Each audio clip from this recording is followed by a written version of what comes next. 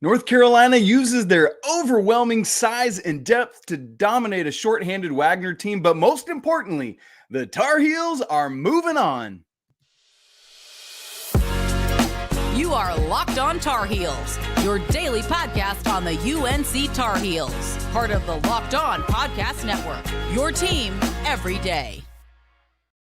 Hey there, what's up? It's Thursday, March 21st, 2024. Welcome into this live postcast edition of the Locked On Tar Heels podcast, the only daily North Carolina show out there.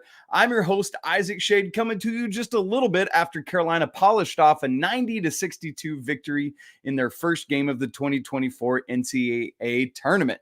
You're joining us at the place to get your Tar Heels content every single day. Thanks for making us your first choice after the game. Special shout out, by the way, to all you everydayers out there. Hey, Carolina does the work. We got to say off the top, before we do anything else, props to Wagner, man.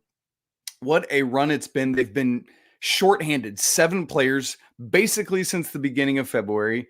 They go on the road in their conference tournament, win at number 3 Sacred Heart, the 3rd seed in their conference tournament, win at number 1 seed Central Connecticut, win at number 2 seed Merrimack. It's not a neutral court. It's true road games. They won all 3 of those and then knocked off Howard, who was a better team, in the slashy game, the play-in game, all of that to get all the way here.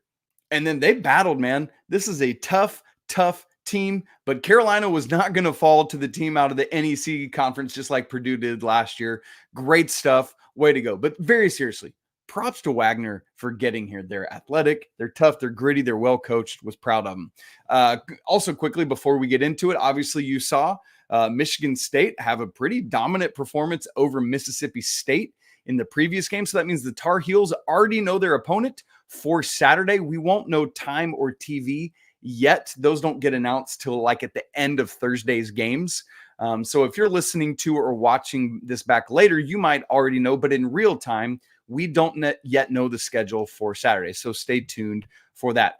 Of note and personal intrigue, because of playing Michigan State, Paxton Wojcik's dad, Doug, who used to be on the Carolina staff, which is why Paxton is at Carolina, is an assistant on Michigan State staff. So we'll have to keep our eyes out for that one. All right, as we get going here, here's what I'm going to do is go ahead and get the box score pulled up for us for those of you who are watching this.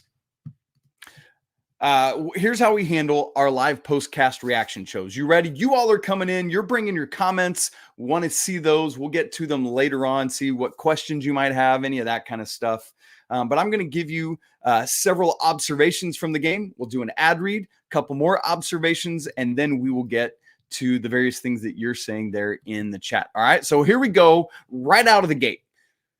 We knew that Wagner was smaller and undermanned.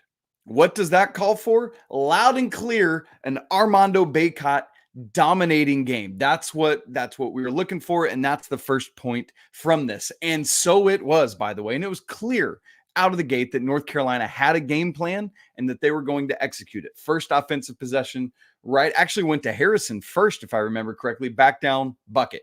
Next possession, Armando in the post, bucket, and off and running that way. Now, obviously, as we said, Wagner survived that initial 6-0 punch. There was another bucket from Carolina right after that and responded, but Carolina then just methodically pulled away. But I mean, it was very obvious that Carolina had this game plan, but also, if you heard Wagner's coach talking, their plan was to force Carolina to be shooters, to not get the ball inside. So not only was Carolina intent on doing it, Wagner was intent on stopping it. And just because of what Carolina has that Wagner doesn't, it's just a personnel thing, the Tar Heels were able to exert their will through Armando Bacot. It's funny, on Wednesday's show, when I previewed this game, I called directly. I said, I want to see a 20-point, 15 rebound game from Armando Bacot. And he winds up with exactly 20 points and 15 rebounds. If you're looking at the box score, you can see it there. So one of those where I didn't necessarily Like, I wasn't looking for exactly 20 and 15. I was looking for at least 20 and 15. But how funny that Armando delivered exactly that performance of 20 points and 15 rebounds. 5 of those were offensive, by the way. He was really active on the offensive glass. He wasn't the only Tar Heel, but Armando did great work there. He's going to need to continue to do that. Let's ride that wave and get him inserted into the flow of the offense immediately against Michigan State on Saturday as well. Armando also was very efficient from the free throw line, 6 of 7. So you love to see that. He had a block and a steal and an assist in his 30 minutes played, was plus 14 for the game. So pretty efficient, 7 of 13. He had a better efficiency earlier in the game. He missed a couple chippies kind of late, but still great job from Armando. Number 2 thing I want to get to coming out of this game, kind of staying in the front court. It wasn't just about Armando Bacot. This was about Carolina as a team dominating points in the paint, and that's exactly what they did. When you look at the points in the paint, for a long time, Carolina was doubling up Wagner in this game, but then they finish 48 to 20 points in the paint. That is such an overwhelming dominant performance in the paint for Carolina. And keep in mind, that's not just post touches for Armando or Harrison Ingram or Jaylen Withers. That's getting to the paint any way you do. So really good stuff there from Carolina, obliterating Wagner on points in the paint. As part of that, one of the things that I've kind of like, at times with Carolina this year is even when they look like they should have a clear and obvious post advantage, they still settle for 3-point attempts. And that was not the case in this game. In fact, North Carolina did not attempt a 3-pointer until it was 12:31 left in the first half. So what is that? Like 7:29 of game time before Carolina attempted a 3. So you love that because it allows Carolina to establish themselves inside. And then by the time you're ready to shoot threes, guys are having to sag off because they're needing to help inside. So really, really great. Also, as part of this dominant post performance from Carolina, one of the things I talked about was being the aggressor. And while the Wagner, you hate that they're shorthanded, but this is competition. You got to take advantage of that. And Carolina did, getting Wagner in first half foul trouble and then second half foul trouble as well. I think in the end, nobody fouled out from Wagner, but their big guys had 4 and 3 fouls. And so that's exactly what Carolina needed to do. All right, number 3 on our takeaways from this game. How have we gotten this far into it without yet talking about Jaylen Withers and the performance that he gave in this game? And I mean, just from the moment he checked in, so active, so engaged. Could we play every game in his hometown of Charlotte, right? Like just really, really good stuff. I just talked about all those fouls that Carolina forced. He was the main person that was doing that, right? Like just getting to the line over and over and over again. I had written it in my notes and I didn't copy it out. Let me see if I can get down there. Made it to the free throw line 3 times before the second media timeout, got to it again for his 7th and 8th free throws, like pretty soon after that. I mean, just so aggressive, so assertive, got a double-double. Was that his first double-double of the year? Let me check. Yeah, no. He had a double-double against Louisville as well, but records a double-double as well today. Jaylen Withers does, finishing with a season-high 16 points, 5 of 7 from the field, so efficient, 6 of 9 from the free throw line, 10 rebounds, and just like Armando's activity on the offensive glass, Jaylen Withers had 4 offensive rebounds, not to mention 3 assists and just 1 turnover. That's been one of the, I think, struggles for Jaylen Withers this year is his ability inability, I should say, to when he's dribbling, just kind of, it's like, hey, no, stop, get it to a guard, right? Jaylen just kind of has struggled with some turnover issues and just won in this game against those 3 assists. So it's not just his scoring, but also distributing to others. Just I think perhaps even more important than that Louisville game, especially given the stage. To me, this is Jaylen Withers' best performance in a North Carolina uniform. So congrats to him. You absolutely love to see it. He gets 21 minutes in this game. He was the leading bench player in terms of minutes played. In fact, played more than Elliot Cadeau did. So I love Hubert Davis riding his hot hand and not just saying, substitution, Pat. No, like Jaylen Withers is going. Let's ride it. You love to see it. Carolina getting that third leading scorer to have some really good balance in this game. So great stuff from Jaylen Withers, and good grief. I mean, there were early in the second half, I thought this was maybe his most critical moment. It was not that dunk, although we'll mention that in a second. Wagner hit back-to-back threes earlier in the second half to cut it to 12, if I remember correctly. The next two possessions, Jaylen Withers gets an offensive rebound and putback, back-to-back possessions to push the lead back out and to just keep doing work on the interior. So really, really great stuff. Had that, I talked about his assists. Perhaps his best one was that skip pass he had from the left wing over to the right corner, right in front of Carolina's bench for an RJ Davis there. I mean, it was just a beautiful skip pass to negate what the zone was trying to do. But then, yes, the Elliot Cadeau alley-oop up to Jay Witt. Good night. What a finish that was. Really, really good stuff there from the Tar Heels. Way to go, Jay Witt. You love to see it. I haven't downloaded, like the live box score doesn't show how many fouls a player draws. The box score that you download later does. So I'm really curious to see how many of those fouls he drew on Wagner. All right. Fourth thing that we got to get to here before our ad break. RJ Davis.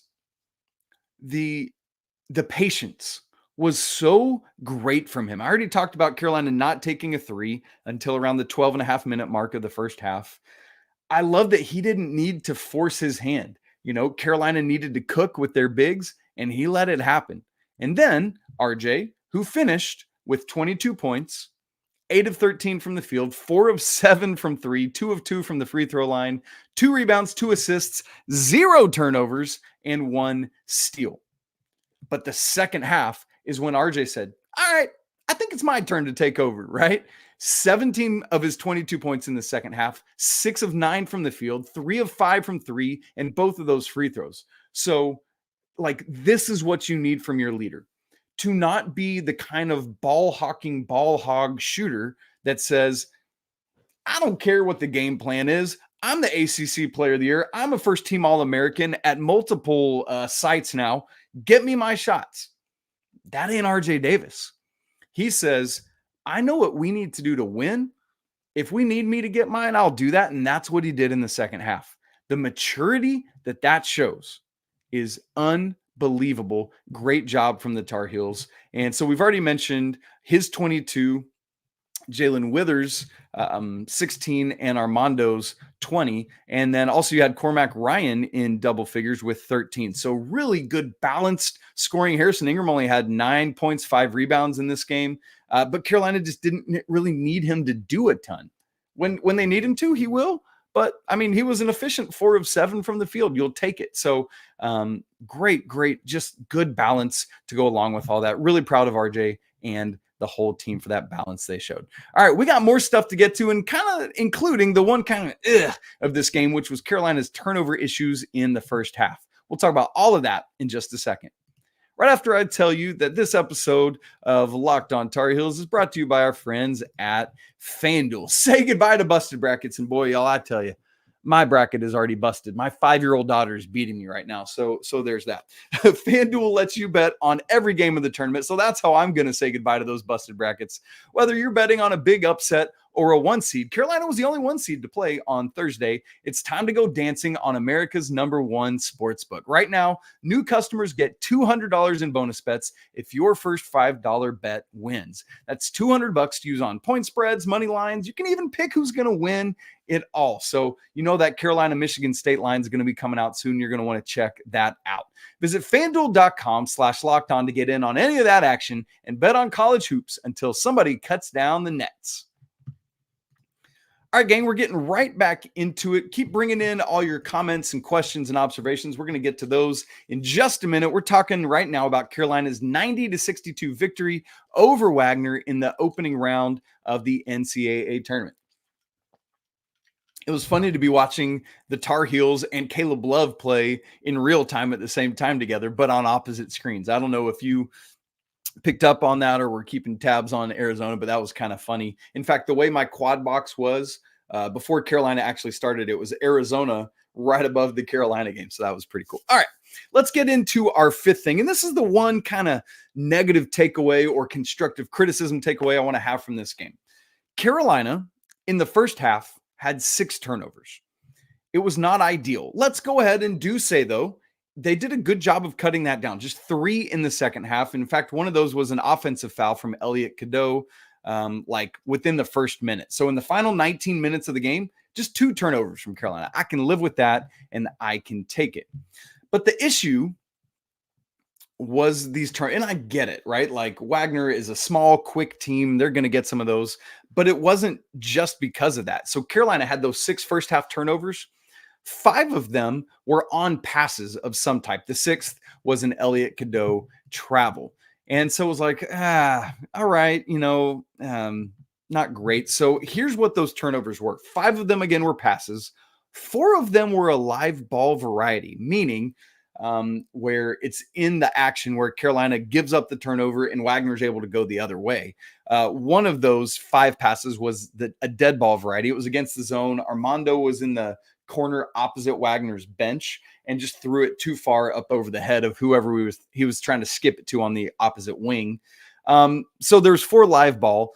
Of the 5 turnovers that were passes, 2 of them were on outlet passes. One was Armando, I think, trying to make an outlet pass, and I think the other was Harrison Ingram, if I remember correctly, and just both of those were picked off.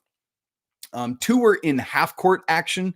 I think one of those was from Elliott, and I think maybe the other was Cormac, if I remember correctly. And then the 5th passing turnover was in transition earlier in the game where Elliott was trying to kind of thread the needle a little bit, and it didn't get through. A lot of times he's going to make those and you live with it. Just didn't happen today. So for the game, as I said, Carolina cleaned it up in the second half, but Wagner actually led this game in points off of turnovers in total 11-9. In fact, for the game, they only committed 8 turnovers, so 1 fewer than did the Tar Heels. So that's something that Carolina is going to need to clean up before Michigan State on Saturday. All right, number 6 in our observations for this game, Carolina's bench. I know we already talked about Jaylen Withers, but it was not just Jaylen. He had 16 points, but there were 10 other bench points from Carolina. 26-6, Carolina wins the bench battle. And I know against a team that's only got 7 players, you kind of expect that. But you got it from multiple sources for Carolina. As you look down the list, you had 5 points from Seth Trimble. He hit a 3-pointer late in the game. Paxton Wojcik hit a deep 3 late in the game. I was so happy for him. You love to see that. And not just points. He had a nice offensive rebound in the first half in his minutes. Paxton Wojcik did. No points for Jay Wash today. Played 8 minutes. Didn't really have a ton of impact. So would have liked to have seen more from that. And then Rob Landry, man, I loved it. Got a basket. I think the final basket of the game for Carolina, if I'm remembering correctly. So, man, you just love that. Love the bench being able to get in and help out to see that. So really good stuff from the bench there. And as we often say, not only is it great that they had production, but it's also important as you think to a quick turnaround that Carolina has ahead of Saturday. No Tar Heel played more than 33 minutes in this game. RJ played 33, Cormac 31, and Armando 30. Harrison Ingram was at 29, and then everyone else was 21 or lower. So that's good news for Saturday. You're not going to have super fresh legs, but you haven't played since last Saturday, and then you got some time off the court at the end of the game here. And so hopefully you should be ready to go for Michigan State. So critical for the starters to do what they did, but critical for the bench to come in and do what they did throughout the game to help that as well. All right, number 7, Wagner's D. Came in talking about Wagner's defense. They were 6th in the nation in terms of average points allowed, fewest average points allowed per game. It was low 60s. I can't remember exactly, 62.5 or something like that. They had only allowed more than 72 points like 4 times all season. But part of it was the competition they had played. Carolina was just the 3rd time this season that Wagner had played a Power 6 conference team. And the other 2 that they played were non-tournament teams. They were bubble teams, Providence and Seton Hall, but those were 2 of the highest 4 scoring games against them this year. So I felt pretty confident that Carolina would be able to score and score well. And they did. This was the first time all season that Wagner gave up 90 points or more.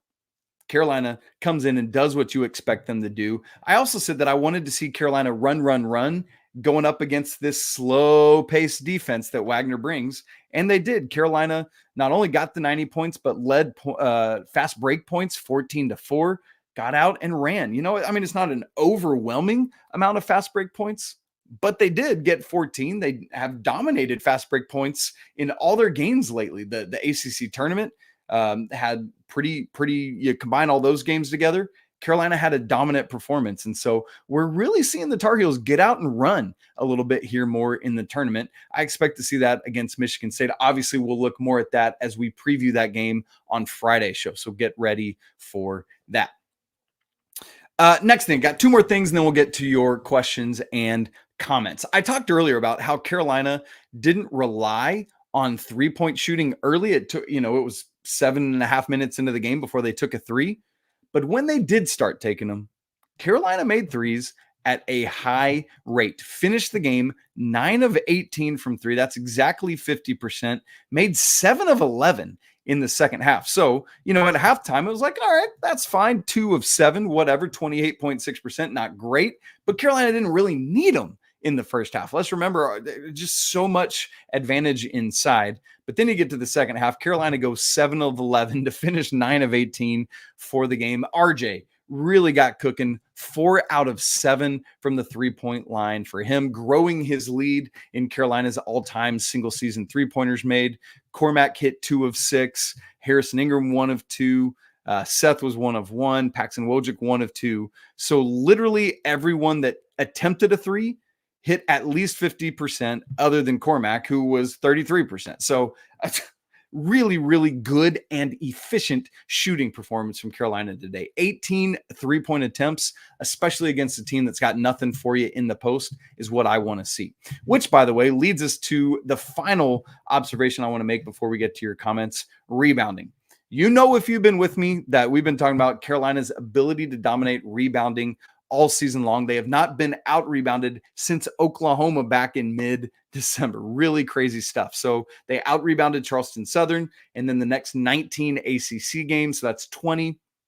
And then all 3 ACC tournament games, 23. And this one, Carolina out-rebounds Wagner 43-24. That's a plus 19 discrepancy. Carolina has 13 offensive rebounds, 30 defensive rebounds. Wagner, 8 offensive rebounds. They're actually a pretty good offensive rebounding team, I should mention, but just 16 defensive rebounds. That's where Carolina made their hay, almost getting more offensive rebounds than Wagner had defensive rebounds. So really, really good stuff there. Carolina has won the rebounding battle 24 straight games now, and in total has out-rebounded all but 4 of their opponents all season long.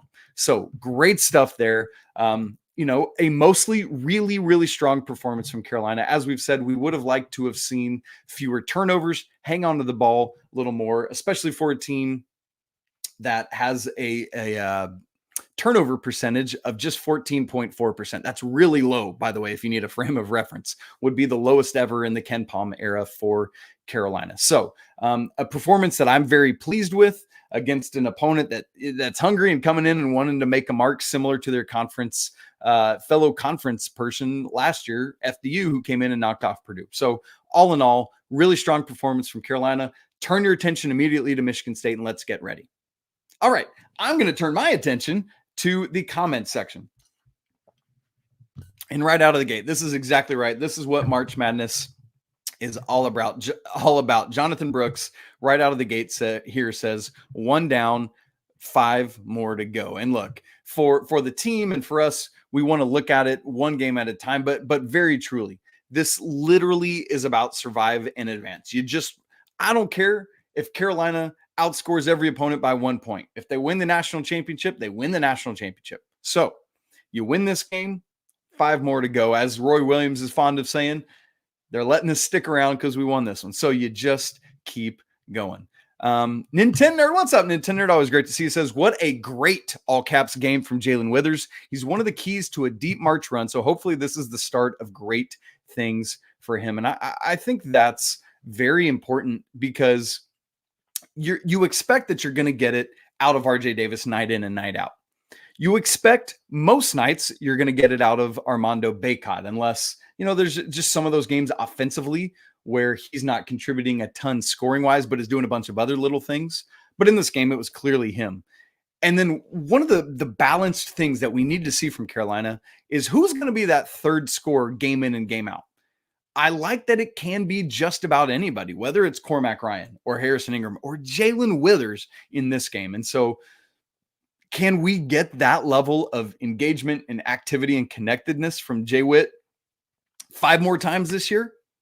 I don't know, but I would love it if we could. By the way, I didn't mention about Armando's double-double, but it is gives him 86 now, just one shy of Tim Duncan's ACC, tying Tim Duncan for the most ever in ACC history. So great stuff there. Lots of people saying after that about Jaylen Withers, just so much respect to Wagner. And I reiterated that off the top, and I want to say it again.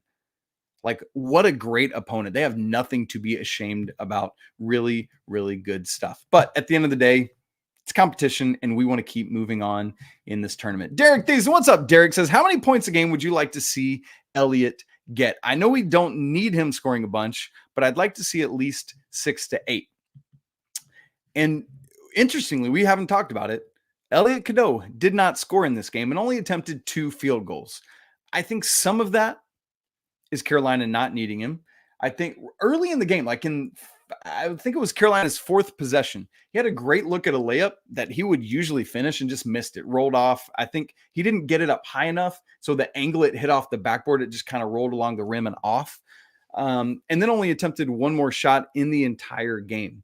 Part of it is Elliott did have, he was kind of the head of the snake with the turnover issues, had 4 of Carolina's 9.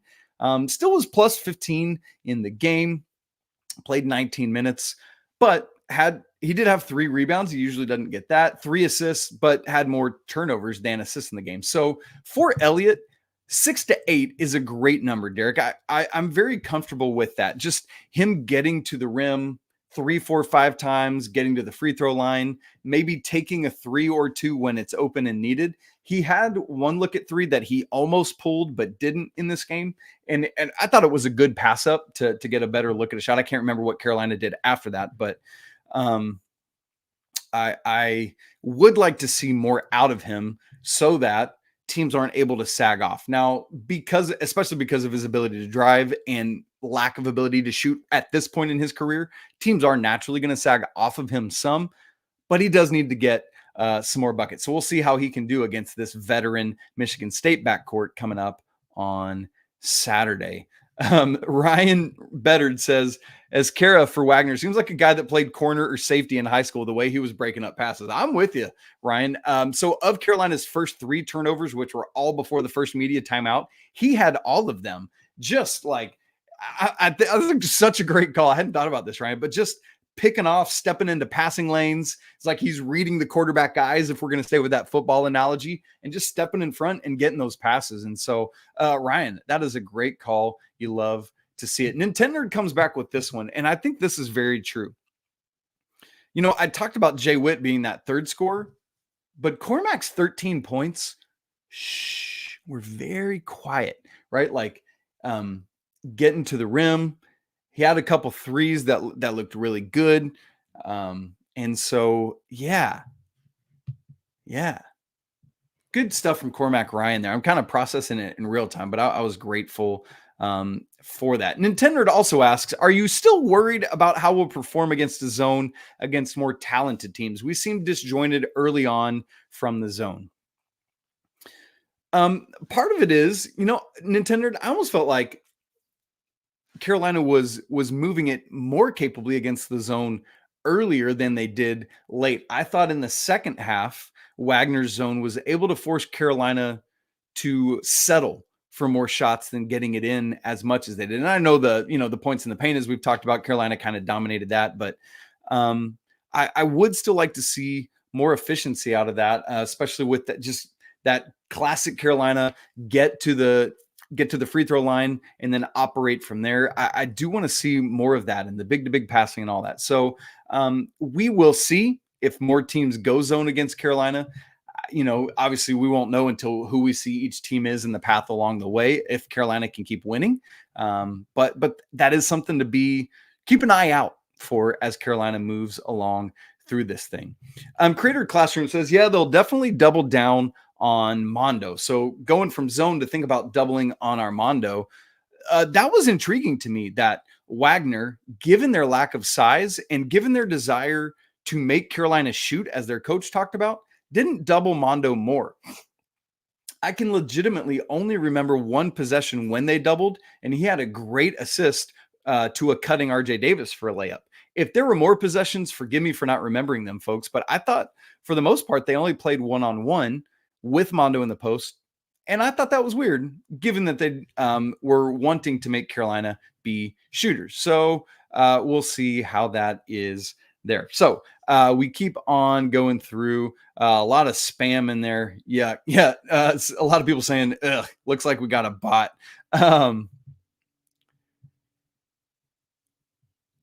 We'll keep looking through. I'm not seeing many other comments that we need to get to right now. So we're going to wrap it up for today. Thank you all so much for all your thoughts and comments. We will be back with our regular Friday show, previewing for Michigan State on Saturday. Hopefully I'll try to wait to record it until we know what that game time is going to be. The problem is that they don't announce and release those times until late on as the games are done and we know all the matchups for Saturday, what they're going to be. So we'll see just kind of how my day goes, because I'm going to have a lot of stuff I need to do for Locked On College Basketball as well, which, by the way, my co-host there, Andy Patton, and I are going to go live as games end tonight, late night on Thursday. So if you're a night owl like me and you want to tap into that, make sure to join in with us for a live end of day one wrap up. We'd love to have you there.